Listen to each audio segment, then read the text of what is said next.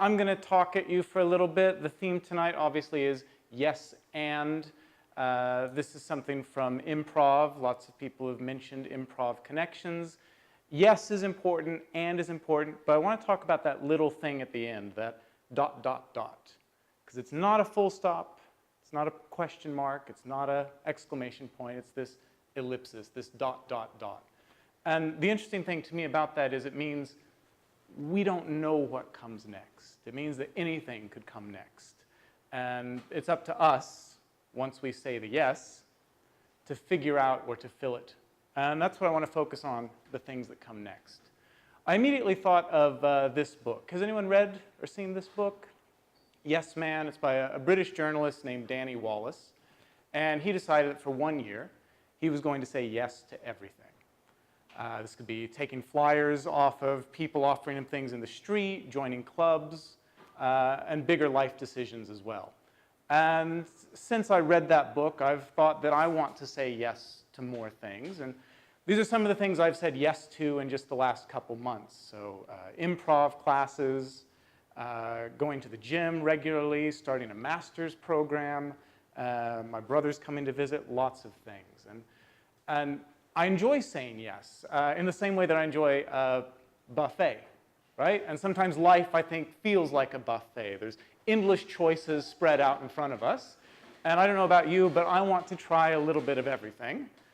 And if it's good, I want to go back for seconds and maybe for thirds. But the problem is when we say yes to everything on that buffet, and if we say yes again and again and again, we end up feeling a bit full, a bit sick, a bit disgusted. There's a limit to the room we have in our lives, as well as in our stomachs, although I'm slowly expanding mine. And saying yes can fill up a lot of space in our lives. It can also take up a lot of time.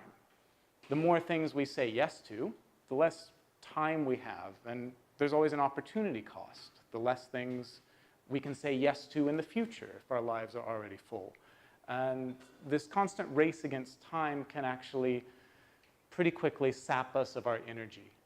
And when we start to run out of energy, I think that's when we start to say no to more and more things. We start to regret some of our choices and maybe wish we hadn't said yes to quite so many things.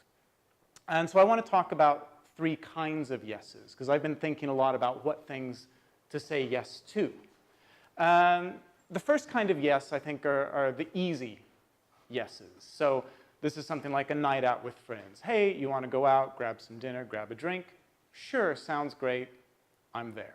It's a pretty easy yes, not a tough decision most of the time. Something like binge watching our favorite TV show.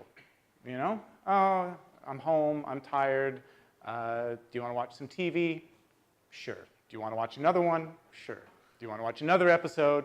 Sure. Right? It's easy to say yes. It doesn't cost us anything.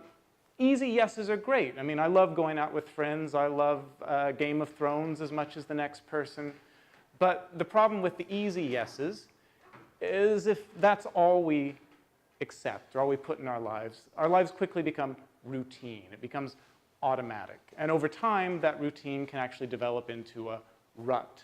We do the same things every night. We go out with the same people. We watch the same TV shows. We have the same hobby. We stay in the same place. And when we just follow that path of the easy yes, it can be hard to get out sometimes. The second kind of yes is what I call the foolish yes. Hey, do you want to rob a bank? Do you want to rob something? Sure. Hey, should we use black marker on our faces as a disguise? Sure, why not? Bad decision, right? Pretty obvious. This foolish yes is when we say yes to something that we know is probably not going to turn out very well. And sometimes these are kind of subtle, you know, getting back together with an ex-boyfriend or girlfriend. It can be tempting, but maybe a bad idea, right? So we have to be alive to these foolish yeses. The third kind of yes I want to talk about is the hard yes. So we've got the easy, the foolish, and the hard yeses. And in my experience, these are the ones that are the most important, the decisions that we need to make. One hard yes that I made many years ago was the decision to start traveling. Nobody in my family had a passport until I decided to leave the US. And it was scary, but 10 years later, I'm very happy. Another hard yes is getting married. Right? No matter how much we know or love the person that we choose to marry, we don't always know what we're getting into. Right? There's always going to be challenges coming up along the way. Right? Sometimes a hard yes is as simple as just doing a routine thing in difficult circumstances. Right? Okay, yeah, I should go into work, even though it's, a river. Get me a boat if I need to. So sometimes just saying yes to doing the things we need to in challenging circumstances is important. The special thing about these hard yeses for me is we don't know what comes after the and. We say yes first, and then we see where it leads us. With an easy yes, it's predictable. We know what's going to happen. The same thing that happened last time. With these hard yeses, it's a bit like looking before we leap. And we don't know what fills in that ... We say the yes, and we see what happens next. To me, the easy yeses are an important part of our lives. But the hard yeses are when we're really doing our living.